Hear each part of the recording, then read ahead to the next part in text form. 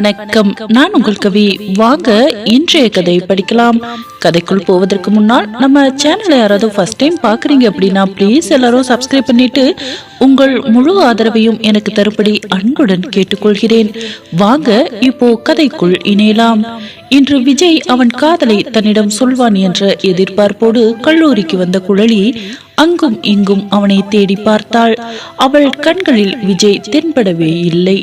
செடியில் உதிர்ந்த மலர் போல் விஜயை காணாத குழலியோ சோர்ந்து போய் அமர்ந்திருந்தாள். என்னாச்சு குழலி, ஏன் எதையோ இழந்த மாதிரி உட்கார்ந்திருக்க என்று குழலியின் தோழி சத்யா அவளை பார்த்து கேட்க, ஒன்னும் இல்லடி, இன்னும் அவரை காணோம், அதான் பார்த்துக்கிட்டு இருக்கேன்.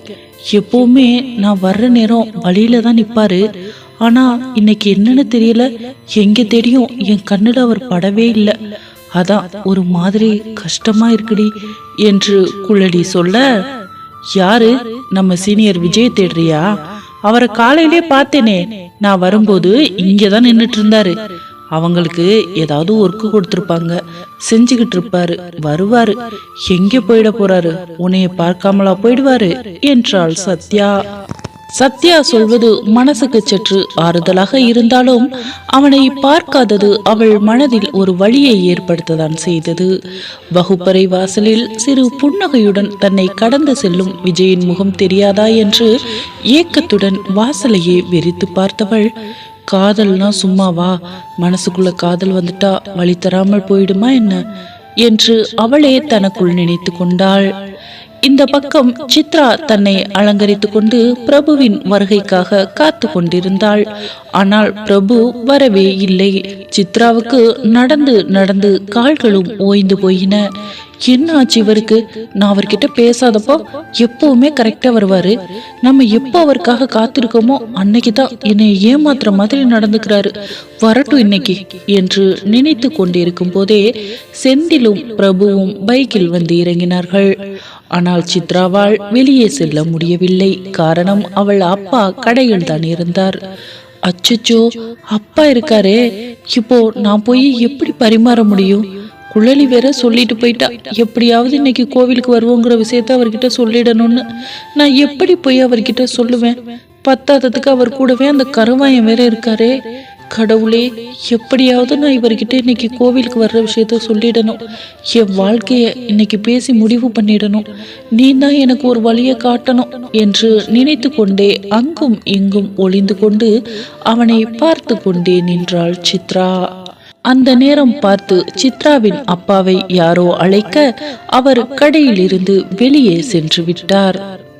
அதே நேரம் கடைக்குள் நுழைந்த செந்திலோ, கடையில யாருங்க, ரொம்ப பசியா இருக்கு, சாப்பிட என்ன இருக்கு எடுத்துட்டு வாங்க என்று குரல் கொடுத்தான். ஏண்டி இங்க வந்து நிக்கிற, உங்க அப்பா எங்க, யாரோ கூப்பிடுறாங்க பாரு என்று கற்பகம் சொல்ல, அம்மா சாப்பிட வந்திருக்காங்க, அப்பா யார் கூடவோ வெளியில போய் பேசிக்கிட்டு இருக்காருமா என்றாள் சித்ரா. இவருக்கு நேரம் காலமே தெரியாதே, எப்போ பேசணும்னு. வியாபாரம் நடக்கிற நேரத்துல பேசலைன்னா அப்புறம் போய் பேசினா என்னவா? சரி சரி, நீ போய் அவங்களுக்கு என்ன வேணும்னு கேளு, நான் அடுப்புல வேலையா இருக்கேன் என்றாள் கற்பகம். நானா? சரிம்மா என்று சொல்லிவிட்டு உற்சாகமாக வெளியே சென்ற சித்ரா கால்களால் கோலம் போட்டபடி பிரபுவை பார்த்து மெளிதாக புன்னகை செய்தாள். பதிலுக்கு அவனும் அவளை நோக்கினான். என்ன சித்ரா, என்ன இருக்கு சாப்பிட என்றான் பிரபு. உங்களுக்கு என்ன வேணும்? உங்களுக்கு என்ன வேணுமோ எல்லாமே இங்கேதான் இருக்கு, நீங்க என்ன வேணும்னு சொன்னா நான் எடுத்துட்டு வரேன் என்றாள் சித்ரா. ஆமா, இது பெரிய ஸ்டார் ஹோட்டலு, கேட்ட உடனே அப்படியே வெரைட்டி வெரைட்டியா கொடுத்துருவீங்க பாரு, எப்பவும் போல அந்த காஞ்சி போன தோசையும் ஆறி போன இட்லியும் தானே வச்சிருப்பீங்க என்றான் செந்தில். இங்க பாருங்க, எங்க ஹோட்டல் எங்களுக்கு சாமி மாதிரி, அதை பத்தி தப்பா பேசாதீங்க.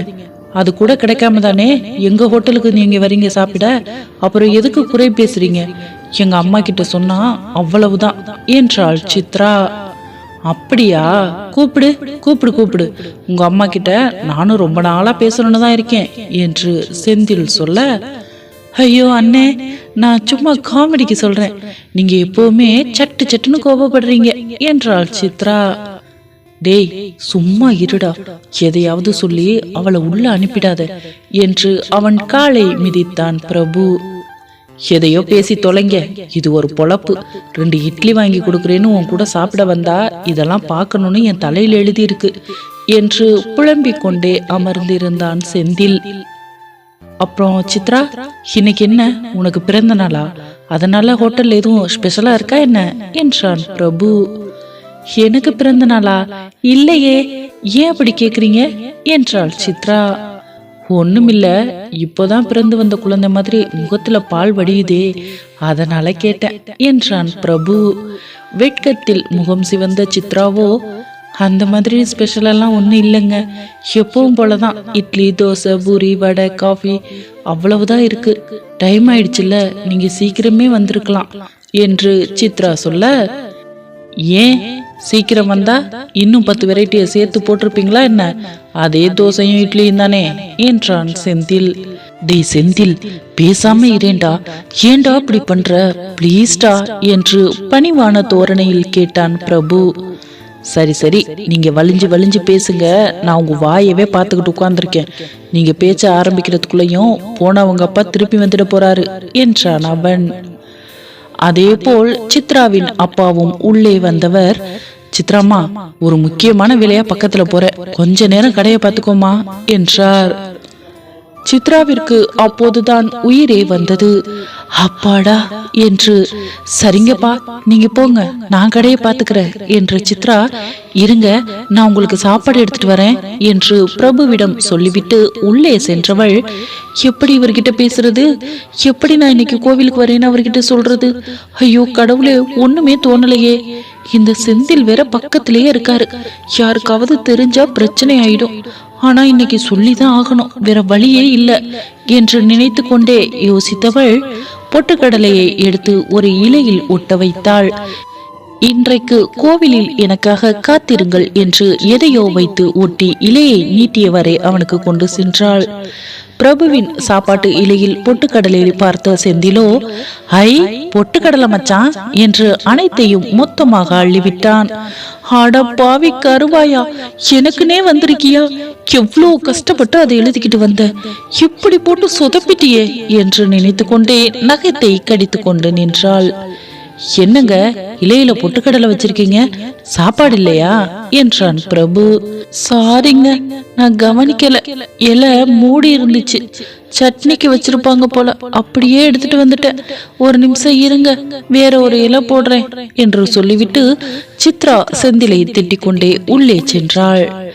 இன்னைக்கு அவர்கிட்ட எப்படியும் சொல்ல முடியாது போல என்று நினைத்து கொண்டு அவனுக்கு சாப்பாடு பரிமாறினாள். சாப்பிட்டு முடித்தவுடன் பில் கொடுப்பதற்காக பிரபு வந்தான். சற்றென்று அவளுக்கு ஒரு யோசனை தோன்றியது. ஒரு வெள்ளை தாளில் விலையை எழுதியவள் அந்த தாளின் பின்னாடி, இன்று நான் கோவிலுக்கு வருகிறேன், எனக்காக காத்திருக்கவும் என்று எழுதினாள். பிரபு சாப்பிட்டதற்கான காசை சித்ராவிடம் கொடுத்தான். ஒரு நிமிஷம் இருங்க, பில்லு தரேன், வாங்கிட்டு போங்க என்றாள் சித்ரா. என்ன பில்லு, அதெல்லாம உங்க கடையில கொடுக்குறீங்க, இது வரைக்கும் நான் வாங்கினதே இல்லைங்க என்றான் பிரபு. என்னைய சோதிக்காதீங்க, இன்னைக்கு மட்டும் வாங்கிக்கோங்க, நாளைக்கெல்லாம் யாருக்கிட்டையும் பில் கேட்காதீங்க என்றாள் பதட்டமாக சித்ரா. அவளின் முகத்தில் உண்டான பதட்டத்தையும் புதிதாக பில் கொடுப்பதிலும் ஏதோ ஒரு விஷயம் இருக்கு என்று புரிந்து கொண்ட செந்தில் யாருக்கும் தெரியாமல் அந்த பில்லை வாங்கி பாக்கெட்டில் வைத்து கொண்டான். துண்டு சீட்டு தானேன்னு தூக்கி வீசிடாதீங்க என்றாள் சித்ரா. நீங்க முதல் தடவையா உங்க கையால எனக்கு ஒன்று கொடுத்திருக்கீங்க, அப்படியெல்லாம் வீசிட மாட்டேன் என்று சொல்லி அந்த பேப்பரில் ஒரு முத்தத்தை பதித்துவிட்டு சென்று விட்டான் பிரபு. அவனின் செய்கை சித்ராவை வெட்கத்தில் ஆழ்த்தியது. அவன் சென்ற பின்பு தான் எதையோ சாதித்தது போல் அப்பாடா என்று இருந்தது. அவளுக்கு சந்தோஷத்தில் துள்ளி குதிக்க வேண்டும் என்று தோன்றியது. அதே சந்தோஷத்தோட வீட்டிற்கும் சென்று விட்டாள் சித்ரா. மதிய உணவு இடைவேளையின் பொழுது மேரி விஜயிடம் வந்தாள். என்ன விஜய், என்னாச்சு, ஏன் டல்லா இருக்க, இன்னைக்கு ஆளை பாத்தியா, ரொம்ப அழகா இருக்கா என்று பேச்சை ஆரம்பித்தாள் மேரி. ஒண்ணு இல்ல மேரி, மனசுக்குள்ள ஒரு குழப்பம், அதான் யோசிச்சுட்டு இருக்கேன் என்றான் அவன். என்னடா குழப்பம், எதுவா இருந்தாலும் என்கிட்ட சொல்லு, நான் சரி பண்ண முடியுமான்னு பாக்குறேன் என்று மேரி சொல்ல, நீ சரி பண்ற பிரச்சனையெல்லாம் இல்ல மேரி, வீட்டுல நேத்து தங்கச்சிங்க கேஷுவலா அம்மா கிட்ட எனக்கு கல்யாணம் பண்ணணும்னு பேசினாங்க, ஆனா அம்மா தான் ரொம்ப டென்ஷன் ஆயிட்டாங்க. சீதா சும்மா விளையாட்டுக்கு தான் பேசினா, ஆனா அதையே அம்மாவால தாங்கிக்க முடியல. அதான் கஷ்டமா இருக்கு. ஏ மேரி, கடன் உள்ள உங்களுக்கு காதல் வரக்கூடாதா? நாங்க சொல்ற பொண்ணத்தான் கட்டிக்கணும்னு அம்மா என்கிட்ட ஸ்ட்ரிக்டா சொல்லிட்டாங்க. எனக்கு என்ன சொல்றதுன்னே புரியல. இவ்வளவு வருஷம் இந்த காதலை பத்தி எல்லாம் யோசிக்காம இருந்தனா, இப்போதான் குழலிய பார்த்ததும் அவ மேல எனக்குள்ளேயும் ஒரு ஆசை வந்திருக்கு. அவகிட்ட என் காதலை சொல்றதுக்குள்ளேயும் அம்மா பேசினது எனக்குள்ள ஒரு குழப்பத்தையே உண்டு பண்ணிடுச்சு. நான் எடுத்த முடிவு சரிதானான்னு நானே யோசிக்கிற அளவுக்கு பேசிட்டாங்க. அதான் மனசுக்கு கஷ்டமா இருக்கு என்றான் விஜய். டேய் லூசாடா நீ, அம்மா அப்பான்னு இருந்தா அப்படித்தான் சொல்லுவாங்க. உனக்கு புத்தி இல்ல? அவங்க நமக்கு நல்லதுதான் சொல்றாங்க. நம்ம வாழ்க்கை நல்லா இருக்கணும்னு நினைக்கிறதுக்கு அவங்கள விட்டா இந்த உலகத்துல நமக்கு வேற யாரும் இல்ல. இந்த வயசுல இது தப்பு, அதை செய்யக்கூடாதுன்னு அவங்க சொல்லிதான் கொடுப்பாங்க. அதையே அவங்க சொல்றாங்க தெரியுமா? காதல்ங்கிற பேர்ல உன் படிப்பு கெட்டுடுமோ, அதனால உன் வாழ்க்கை வீணாகிடுமோங்கிற பயத்துல தாண்டா அவங்க சொல்றாங்க. அந்த அட்வைஸ் யாருக்கு பொருந்தும் தெரியுமா? 4 நாள் லவ் பண்ணிட்டு 5வது நாள் இன்னொரு பொண்ணு பின்னாடி போற பசங்களுக்கும் வேற பசங்களை தேடி போற பொண்ணுங்களுக்கும் தான். ஆனா நீ இவளைத்தான் கல்யாணம் பண்ணணும்னு உறுதியா இருக்கல்ல. அப்படி இருக்கும்போது உன் காதல் குழந்தைத்தனமானது இல்லடா, ரொம்ப பக்குவப்பட்ட காதல். நேத்து நான் குழலிக்கிட்ட இதை பத்தி பேசினேன். அவளுக்கு உன் மேல அளவில்லாத பாசம் இருக்கு. நீ இந்த நிமிஷம் உன் காதல் அவகிட்ட சொன்னா அவ உடனே உன்னை ஏத்துக்குவா. அந்த மனப்பக்குவத்துலதான் அவளும் இருக்கா என்றாள் மேரி. நான் அவளை காதலிக்கிறது உண்மைதான் மேரி. அவளும் என்னைய காதலிக்கிறான்னு நீ சொல்றத கேட்க எனக்கும் சந்தோஷமா தான் இருக்கு. ஆனா இப்பவே நான் என் காதலை அவகிட்ட சொல்லணுமா என்றான் அவன். அப்புறம் என்னடா பேசுற நீ? இப்ப சொல்லாம வேற எப்ப சொல்ல போற? 60 வயசுல சொல்றியா என்றாள் கோபமாக மேரி. என்ன மேரி இப்படி பேசுற? என் சூழ்நிலையோ உன்கிட்ட சொல்றேன் என்றான் அவன். என்னடா சூழ்நிலை? பொல்லாத சூழ்நிலை. நீ என்ன இப்பவே இவளை கூட்டிட்டு ஓடி கல்யாணம் பண்ணி வச்சுட்டு உன் குடும்பத்தை பார்க்க கூடாதுன்னு நினைக்கிறியா? இல்ல குழலிதான் உன்கிட்ட அப்படி சொல்ல போறாளா? கண்டிப்பா அவ அப்படி சொல்ல மாட்டா. அம்மா பேசினதெல்லாம் யோசிச்சுக்கிட்டு தப்பான முடிவு எதுவும் எடுத்துறாத. உனக்கு குழலிதான் பொருத்தமான பொண்ணு. நீ என்னடா இன்னைக்கு காதலை சொல்லி நாளைக்கு கல்யாணமா பண்ண போற? பேசாம இப்பவே போய் ஒரு லவ் அவகிட்ட சொல்லு. நீ உன் காதலை சொல்லும் போதே உன் நிலைமையையும் அவகிட்ட எடுத்து சொல்லு. என்ன அவசியம் வந்தாலும் கல்யாணத்துக்கு அவசரப்படுத்த கூடாதுன்னு அவகிட்ட சொல்லிடு. உனக்கு மட்டும் குடும்ப பொறுப்பு இல்ல, குழலிக்கும் கமிட்மெண்ட்ஸ் எல்லாம் இருக்கு. அவளுக்கு அண்ணா அக்காலாம் இருக்காங்க. அவங்க வாழ்க்கை செட்டில் ஆனதுக்கு அப்புறம் தான் இவ வாழ்க்கையை பத்தி யோசிக்கணும்னு அவளும் உறுதியா தான் இருக்கா. அதனால உனக்கு எதுவும் அவங்களால பிரச்சனை வராதுடா. ஒரு பொண்ணு மனசுல ஆசையை விதைச்சிட்டு அதை அறுவடை பண்ணாமலே போயிடணும்னு நினைக்கிறியா என்றாள் மேரி. இல்ல நான் அப்படி நினைக்கல மேரி. இப்பவே அவகிட்ட என் காதலை சொல்லி அவ மனசுல ஆசையை வளர்த்து அவளையும் கஷ்டப்படுத்த கூடாதுன்னு நினைக்கிறேன் என்றான் அவன். இதுல கஷ்டப்படுறதுக்கு என்ன இருக்கு? நீ என் சொத்துடின்னு அவகிட்ட போய் சொல்லு. வேற யாரும் உன் சொத்தை உரிமை கொண்டாட வரமாட்டாங்க என்று மேரி சொல்ல, சரி மேரி, அவ வேற என்ன சொன்னா என்று அவன் ஆர்வமாக கேட்க, வேற ஒன்னும் சொல்லலடா, நான் தான் அவகிட்ட பேசினேன். அவளுக்கு சம்மதம்னு சொன்னான். நாளைக்கே என் நண்பன்கிட்ட பேசி அவன் காதலை சொல்றேன்னு சொன்னேன். கண்டிப்பா மறக்காம போய் அவகிட்ட சொல்லிடு. எனக்கு தெரிஞ்சு இன்னைக்கு முழுவதும் அவ உனக்காக தான் காத்துக்கிட்டு இருப்பான்னு நினைக்கிறேன் என்றாள் மேரி. அப்படியா சொல்ற? ரொம்ப தேங்க்ஸ் மேரி. உன்கிட்ட பேசினதுக்கு அப்புறம் தான் மனசுக்கு கொஞ்சம் ஃப்ரீயா இருக்கு. நான் இப்பவே போய் அவளை பார்த்துட்டு வரேன் என்று சொல்லிவிட்டு வகுப்பறையை விட்டு எழுந்து சென்றான் விஜய். அந்த நேரம் மேரியின் பின்னால் வந்து அவள் தோளில் யாரோ கை வைத்தார்கள். திரும்பி பார்த்தாள் அவள். அது வேறு யாரும் இல்லை, மேரியின் தோழி ரூபி தான். ரூபி, என்னடி என்று மேரி கேட்க, நீ பேசினதெல்லாம் நான் கேட்டுட்டு தான் இருந்தேன். உனக்கு என்ன பைத்தியம் பிடிச்சிருக்கா என்றாள் ரூபி. ஏண்டி அப்படி கேக்குற? இப்பதான் எல்லாமே தெளிஞ்சிருக்கு என்றாள் மேரி. விஜய நீ 3 வருஷமா லவ் பண்ணிக்கிட்டு இருக்க, அது எனக்கே தெரியும். அவங்கிட்ட போய் உன் காதலை சொல்லிடினா சொல்லவே மாட்டேங்கிற. சரி, இன்னைக்கு இல்லைனாலும் என்னைக்காவது ஒரு நாள் சொல்லுவேன்னு நான் பார்த்துக்கிட்டு இருந்தா நீ வேற யாரோ ஒரு பொண்ணு கூட சேர்த்து வைக்க முயற்சி பண்ணிக்கிட்டு இருக்க. என்னடி இதெல்லாம்? என்ன நடக்குது உன்னைய சுத்தி? நீ ஏண்டி இப்படி முட்டாள் மாதிரி நடந்துக்கிற? நீ தானே விஜய லவ் பண்ணின, அப்போ நீ தானே அவன் கூட வாழணும் என்று ரூபி சொல்ல, இங்க பாரு ரூபி, நான் விஜய் லவ் பண்ணது உண்மைதான். ஆனா அவன் அந்த மாதிரி பார்வையில என்ன ஒரு நாள் கூட பார்த்ததில்ல. நல்ல தோழியா தான் பாக்குறான். அவன்கிட்ட நான் என் காதலை சொல்லி ஒரு அழகான நட்பை கலங்கப்படுத்திக்க நான் விரும்பல. அது மட்டும் இல்ல, காதல்னா அது சம்பந்தப்பட்ட 2 பேர் மனசுக்குள்ளேயும் வரணும். என் மனசுக்குள்ள மட்டும் வந்து பயன் இல்லடி. அவனுக்கு குழலியை தான் பிடிச்சிருக்கு. அவங்க 2 பேரும் சேர்ந்து வாழ்ந்தாதான் அவங்க வாழ்க்கை சந்தோஷமா இருக்கும். நான் காதலிச்சேங்கிறதுக்காக எப்படியாவது அவனுக்கு பிடிக்காம அவனை அடைஞ்சே தீரணும்னு நினைக்கிறது காதல் இல்லடி. நம்ம காதலிச்சவங்க எங்கே இருந்தாலும் சந்தோஷமா இருக்கணும். அவங்க சந்தோஷப்படுறத பார்த்து ரசிக்கிறது தாண்டி உண்மையான காதல். என்னோடது சைக்கோத்தனமான காதல் இல்லை, புரிதலோட உள்ள காதல். நான் அவனை விட்டு கொடுத்ததுக்கு அது மட்டும் காரணம் இல்லை. அவன் ரொம்ப பாவண்டி. குடும்ப கஷ்டம், வறுமை, கடன் பிரச்சனை, இதை மட்டுமே நினைச்சு தனக்கான சந்தோஷம் எல்லாத்தையும் தொலைச்சிட்டு மறைச்சிக்கிட்டு வாழ்ந்துக்கிட்டு இருக்கான். அவன் வயசு பசங்க எல்லாம் எப்படி ஊதாரியா ஊர் சுத்திக்கிட்டு அப்பாவோட காசுல என்ஜாய் பண்ணிக்கிட்டு காலேஜுக்கு ஏதோ கடமைக்கு வந்துட்டு போறாங்க. ஆனா இவன் இந்த படிப்பு தான் அவங்க குடும்பத்தை தலை நிமிர வைக்கணும்னு நம்புறான். அதனால அவன் மனசுல எந்த ஆசைக்கும் இடம் கொடுத்ததில்ல. அவன்கிட்ட பழகின வரைக்கும் நான் அவனை அப்படித்தான் புரிஞ்சு வச்சிருக்கேன். முதல் தடவையா அவன் மனசுக்குள்ள இடம் பிடிச்சிருக்கா. குழலிய பார்த்தா அவன் மனசு பரிதவிக்குது. அவன் முகத்துல அந்த சந்தோஷம் தெரியுது. அப்படிப்பட்ட பெண்ணோட அவன் சேர்ந்தாதாண்டி அவன் வாழ்க்கை சந்தோஷமா இருக்கும். அதனாலதான் நானே மெனக்கட்டு குழலிக்கிட்டையும் பேசி 2 பேரையும் சேர்த்து வைக்கணும்னு முடிவு பண்ணினேன் என்றாள் மேரி. மேரியின் காதலை பற்றி நீங்க என்ன நினைக்கிறீங்கன்னு கண்டிப்பா கமெண்ட்ல சொல்லுங்க. பொறுத்திருந்து நாளை பார்ப்போம். நன்றி, வணக்கம். வாங்க இப்போ கதைக்குள் இணையலாம். தன் மனதிற்கு பிடித்த தான் விரும்பிய ஒருத்தனை மற்றொரு பெண்ணுக்கு விட்டு கொடுக்க முன்வந்த மேரி. தான் காதலிக்கும் ஒருவன் கூட தான் சேர்வதை விட அவன் யாரை விரும்புகிறானோ அவள் கூடவே அவனை சேர்த்து வைத்தால் அவன் வாழ்க்கை நிம்மதியாக இருக்கும் என்று நினைத்து விஜயை குழலியுடன் சேர்க்க முயன்றாள் மேரி. இதை பற்றி தன் தோழியிடம் பகிர்ந்து கொண்ட போது, ஹே மேரி, உன்னை மாதிரி பைத்தியக்காரி வேற யாருமே கிடையாது.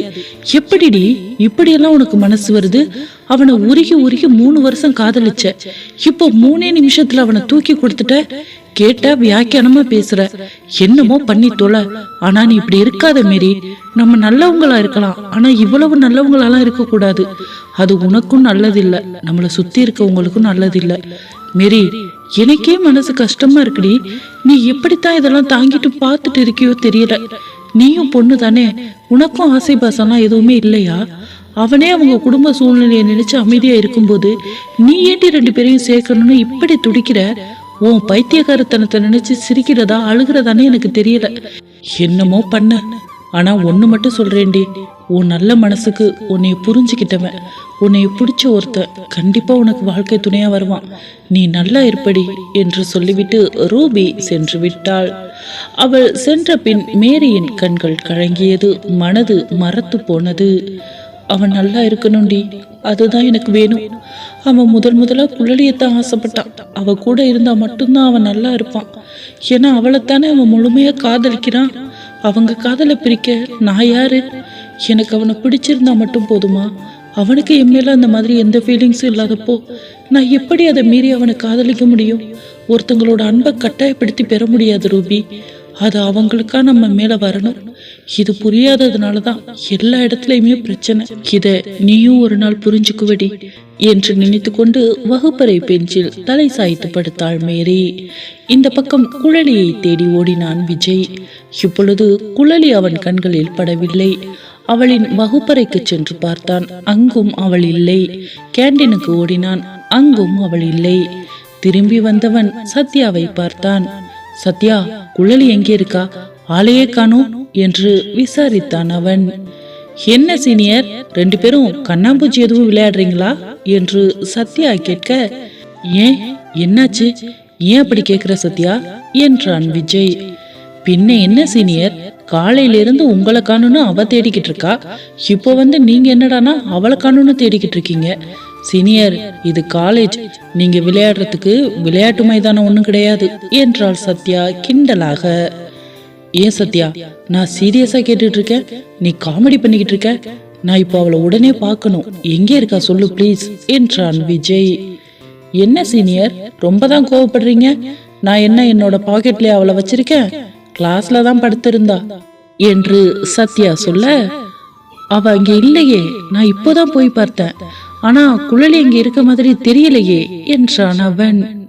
நீங்க நல்லா பார்த்திருக்க மாட்டீங்க சீனியர், லாஸ்ட் பெஞ்ச்ல தான் படுத்திருந்தா என்றாள் சத்யா. ஏன், என்னாச்சு சத்யா, ஏன் படுத்திருக்கா? என்ன, குழலி உடம்புக்கு ஏதாவது சரியில்லையா என்றான் அவன். எல்லாத்தையும் என்கிட்டயே கேட்பீங்க, போய் உங்க ஆள்கிட்டயே கேளுங்க. உங்களை பார்க்காம தான் மேடத்துக்கு உடம்பு சரியில்லாம போயிருக்க வாய்ப்பு இருக்கு. உங்களை நினைச்சுதான் அவளுக்கு என்னென்னவோ பண்ணுது, அதான் போய் படுத்துட்டா. போங்க சீனியர், இந்த டைம்ல கிளாஸ்ல யாரும் இருக்க மாட்டாங்க, எல்லாருமே வெளியில தான் சுத்திக்கிட்டு இருக்காங்க.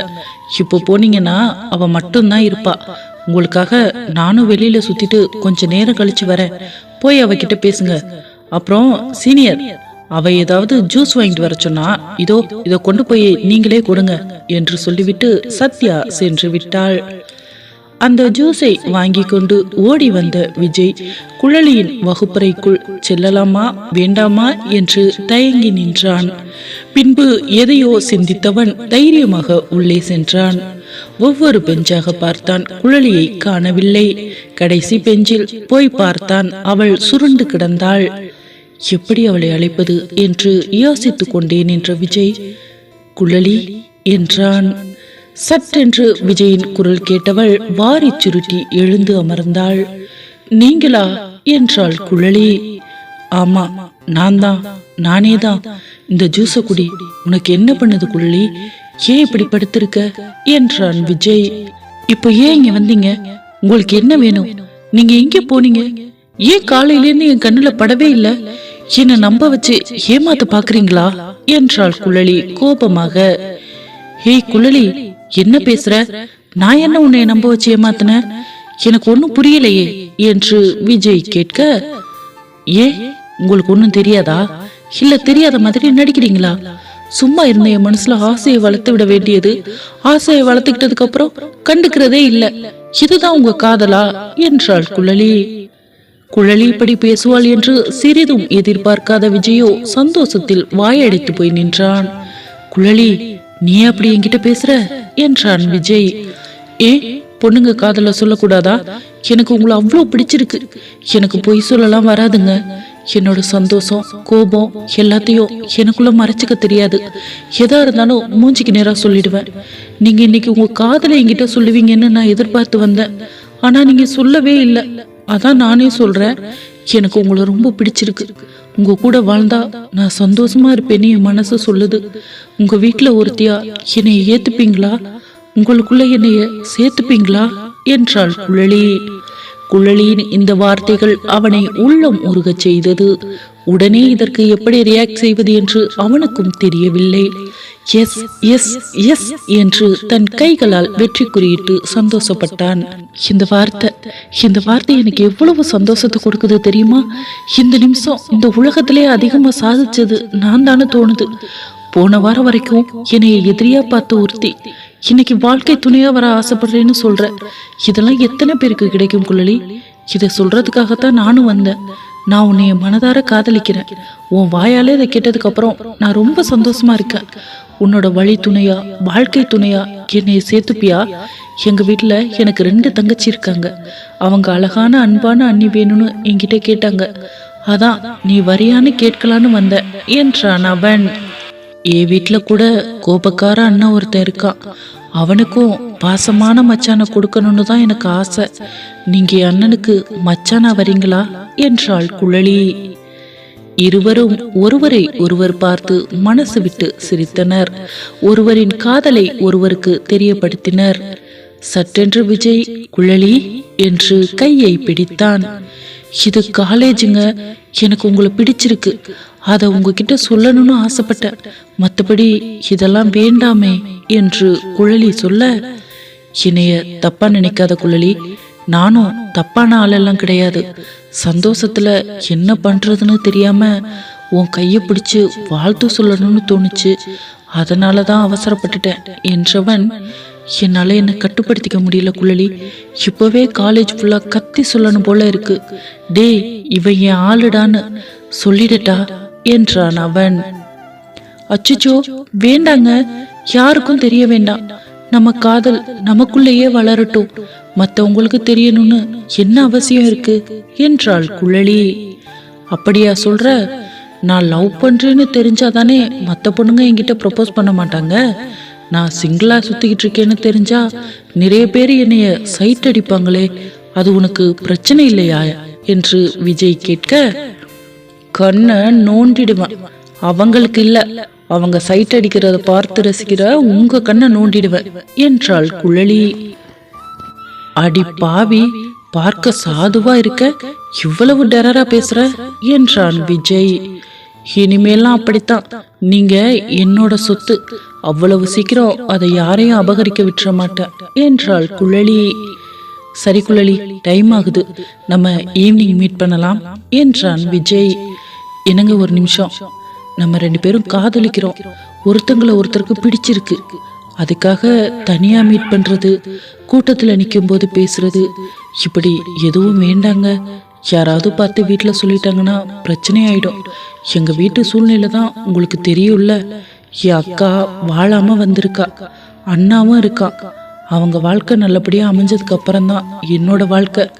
உங்களை நான் லவ் பண்ணதுக்கு காரணம், என் வாழ்க்கை எனக்கு பிடிச்சவரோட நான் நினைச்ச மாதிரி அமையணும், சந்தோஷமா வாழணும்.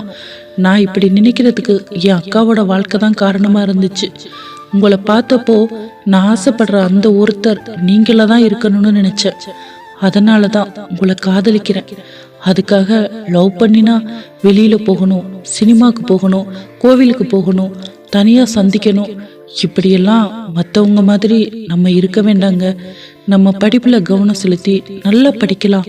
நமக்கான நேரம் வரும்போது நம்மளோட காதலை வீட்டில் சொல்லி பெரியவங்களோட சம்மதத்தோட கல்யாணம் பண்ணிக்கலாம். நான் சொல்றது ஏதாவது தப்பா இருந்தா என்னைய மன்னிச்சுக்கோங்க என்றாள் குழலி. குழலி, நீ சொல்றதுல ஒரு தப்பு இல்லை. இன்னும் சொல்ல போனா நான் என்ன சொல்ல நினைச்சேனோ அதைத்தான் நீயும் சொல்லியிருக்க. நீயாவது பெண் பிள்ளை, வீட்டுல கடைக்குட்டி. ஆனா என்னோட வீட்டுல நான் தான் மூத்தவன். என் குடும்பம் இப்போ கடன்லையும் கஷ்டத்துலயும் இருக்கு. என்னைய நம்பி என் தங்கச்சிங்க 2 பேர் இருக்காங்க. அவங்கள வாழ்க்கையில கரை சேர்த்துட்டு தான் என்னோட கல்யாணம். அது வரைக்கும் எனக்காக நீ காத்துக்கிட்டு இருக்கணும். நீ என் வீட்டுக்கு வர நேரம் எல்லா பிரச்சனையும் தீர்ந்து எல்லாரும் முழு மனசோட உன்னை ஏத்துக்கிற மாதிரி ஒரு நிலைமையை உண்டு பண்ணிட்டு தான் உன்னைய நான் கல்யாணம் பண்ணிப்பேன். அது வரைக்கும் எனக்காக நீ காத்திருப்பியா என்றான் அவன். இது என்ன கேள்வி? இன்னும் எத்தனை காலமானாலும் எனக்கு நீங்க தான், உங்களுக்கும் நான் தான். உங்களுக்காக எத்தனை வருஷம் வேணாலும் காத்துக்கிட்டு இருக்க நான் தயாரா இருக்கேங்க என்று குழலி சொல்ல, ஐ லவ் யூ குழலி என்றான் விஜய். என்னதான் குழலி தன் காதலை விஜயிடம் வெளிப்படுத்தியிட்டாலும் ஒரு ஆணின் வாயிலிருந்து முதல் தடவையாக அந்த வார்த்தையை கேட்ட குழலிக்கோ நாணம் பற்றி கொண்டது. அவளும் பெண்தானே, என்னதான் செய்வாள்? தோட்டத்தில் பூத்து குலுங்கும் வண்ண மலர்களைப் போல அவள் முகம் அத்தனை பிரகாசமாக இருந்தது. வெட்கத்தில் தலை குனிந்தவாறே நின்று கொண்டிருந்தாள் குழலி. என்ன சீனியர், பேசிட்டீங்களா? நான் உள்ள வரலாமா? கிளாஸ் ஸ்டார்ட் ஆக போகுது என்று குரல் கொடுத்தாள் சத்யா. இதோ நான் இப்ப கிளம்பிடுவேன் சத்யா, எல்லாம் பேசிட்டேன். உன் ஃப்ரெண்டு தெம்பா இருக்காங்க, நீ கவலைப்படாத என்றான் அவன். தெரியும் சீனியர், நீங்க அவளை பார்த்தாலே அவ சரியாயிடுவான்னு எனக்கு தெரியும். அதனாலதான் உங்களை அனுப்பி வச்சேன். ஆனா சீனியர், இப்போ நான் பார்த்த வேலைக்கு பேர் என்ன தெரியுமா? என்னைய போய் இப்படி ஆக்கிட்டீங்கல்ல சீனியர் என்றாள் சத்யா. சிச்சி, நீ ஏன் அப்படி யோசிக்கிற சத்யா? நீயும் எனக்கு ஒரு தங்கச்சி மாதிரி தான். உன் அண்ணன் வாழ்க்கையில ஒளியேத்துறதுக்காக இந்த உதவியை பண்ணினேன்னு நினைச்சுக்கோ, உனக்கு பெருமையா இருக்கும் என்றான் அவன். ஏதோ சொல்றீங்க, கேட்க நல்லாதான் இருக்கு. போயிட்டு வாங்க சீனியர், இனிமே நான் பாத்துக்கிறேன் உங்கால என்றாள் சத்யா. சரி குழலி, நான் போறேன், நீ பாத்துக்கோ என்றான் அவன். ஏன் போறேன்னு சொல்றீங்க? போயிட்டு வரேன்னு சொல்லுங்க என்றாள் குழலி. ஏய், 2 பேரும் கிளாஸ்ல இருக்கீங்க. என்னமோ இவர் போருக்கு போற மாதிரியும் அதுக்கு நீ வழி அனுப்புற மாதிரியும் போயிட்டு வாங்கன்னு சொல்ற. பேசாம இருடி. சீனியர், நீங்க கிளம்புங்க என்றாள் சத்யா. சத்யாவிற்கு பயந்து கொண்டு குழலி கண் செய்கை காட்டினாள். போயிட்டு வாங்க என்பது போல. அவனும் சரியென்று தலையாட்டியபடி அங்கிருந்து சென்று விட்டான். விஜயின் மனது ஆனந்த தாண்டவம் ஆடியது. அதே சந்தோஷத்தோடு துள்ளி குதித்து கொண்டே வகுப்பறைக்கும் சென்றான். அங்கே மேரி அவனுக்காக காத்து கொண்டிருந்தாள். என்ன மேரி, என்ன பண்ணிட்டு இருக்க என்றான் அவன். என்னடா போகையில தலைய தொங்க வச்சுட்டு போன, என்னாச்சு? குழலிக்கிட்ட பேசிட்டியா? உன் காதல வையத்துக்கிட்டாளா என்றாள் மேரி. சொல்லிட்டேன் மேரி, அவளுக்கும் இதுல பரிபூர்ண சம்மதம். இன்னைக்கு நான் ரொம்ப சந்தோஷமா இருக்கேன். இது எல்லாத்துக்கும் நீ தான் காரணம். ரொம்ப தேங்க்ஸ் என்று அவள் கையை பிடித்து சொன்னான் விஜய். என்னதான் தான் விரும்பிய ஒருவனை அவளுக்கு விட்டு கொடுத்தாலும் மேரியின் மனதிலும் ஒரு வழி இருக்கத்தான் செய்தது. இருந்தாலும் அதை வெளிக்காட்டி கொள்ளாமல் அவன் சந்தோஷத்தை பார்த்து அவளும் சந்தோஷப்பட்டாள். சரிடா, சார் வரப்போறாங்க, போய் உட்காரு என்று சொல்லிவிட்டு இருவரும் அவரவர் இருக்கையில் போய் அமர்ந்தனர். மாலை நேரம் கல்லூரி முடிந்து அனைவரும் வீட்டிற்கு கிளம்பினார்கள். குழலியை பார்த்த விஜயோ, குழலி, என் கூட வண்டியில வரியா என்றான். என்னது, வண்டியிலையா? உங்க கூடவா? மதியம் தானே சொன்னேன், இந்த மாதிரி சந்தோஷம் எல்லாம் மற்ற காதலர்களுக்கு தான், நமக்கு கிடையாது. நம்ம எப்பவும் எப்படி இருந்தோமோ இனிமேலும் அப்படியே தனித்தனியாவே இருப்போம் என்று குழலி சொல்ல, தெரியும் நீ இப்படித்தான் சொல்வேன்னு, நான் சும்மா தான் கேட்டேன் உனக்காக. சரி, நான் கிளம்பட்டா என்றான் அவன். ஏன் அதுக்குள்ளேயும் கிளம்புறீங்க? எப்படியும் எங்களை தாண்டி தானே போகணும். எங்க பஸ் வந்ததுக்கு அப்புறம் போகலாமே என்றாள் குழலி. சும்மா உனக்காக தான் கேட்டேன், நீ என்ன சொல்றேன்னு பாக்குறதுக்காக. நீ போற வரைக்கும் நான் போக மாட்டேன். அதோ தெரியுது பாரு வேப்ப மரம், அதுக்கு கீழே இருந்துதான் தினமும் நான் உன்னைய பார்த்துக்கிட்டே இருப்பேன். நீ பஸ்ல நின்றுட்டு போகும்போது கூட உன் இடுப்பு தான் எனக்கு தெரியும், தலை தெரியாது. ஆனாலும் அதை பார்த்துட்டு போனா எனக்கு ஒரு மாதிரி சந்தோஷமா இருக்கும் என்றான் அவன். ஓஹோ, ஒளிஞ்சிருந்து சைட் அடிக்கிறீங்களா? காலையில எங்க போனீங்க? நான் உங்களை எப்படி தேடினேன் தெரியுமா? எங்கேயுமே காணோம் என்றாள் அவள். காலையில மைண்ட் கொஞ்சம் அப்செட், அதான் கிளாஸ்க்கு போயிட்டேன். மேரி தான் வந்து சொன்னான், அதுக்கப்புறமா தான் உன்னை பார்க்க வந்தேன் என்று விஜய் சொல்ல, ஆமாங்க, கேட்கணும்னு நினைச்சேன். மேரி அக்கா எங்கே காணோம்? அவங்களுக்கு தான் நான் தேங்க்ஸ் சொல்லணும். எனக்கு உங்க மேல உள்ள காதலை புரிய வச்சதே அவங்க தான் என்றாள் அவள். தெரியலையே குழலி, எப்பவும் உங்க கூட தானே வருவா, எங்க போயிட்டா? அவ என்னோட உயிர் தோழி. நான் சந்தோஷமா இருக்கணும்னு தான் அவ ரொம்ப ஆசைப்படுவா. ஒருவேளை உன்கிட்ட நான் தனியா பேசணும்னு நினைச்சு எங்கேயாவது ஒளிஞ்சு நிப்பா. வருவா. சரி, நீ பஸ் ஸ்டாப்க்கு போ, உங்க ஊர் பையன் வர்றான் என்று விஜய் சொல்ல, அச்சச்சோ, அவன் நம்ம 2 பேரையும் பார்த்தா எங்க அண்ணன்கிட்ட போய் ஏதாவது போட்டு கொடுத்துடுவானே. சரி, நான் வரேங்க என்று சொல்லிவிட்டு ஓடினாள் குழலி. அங்கே மேரி இவளுக்காக காத்து கொண்டிருந்தாள். என்னக்கா இங்க வந்துட்டீங்க? நான் உங்களை அங்க காணும்னு தேடிக்கிட்டு இருக்கேன். அவர்கிட்டயும் கேட்டேன், நீங்க முன்னாடியே போயிட்டீங்கன்னு சொன்னாரு. ஏங்கா வந்துட்டீங்க என்றாள் குழலி.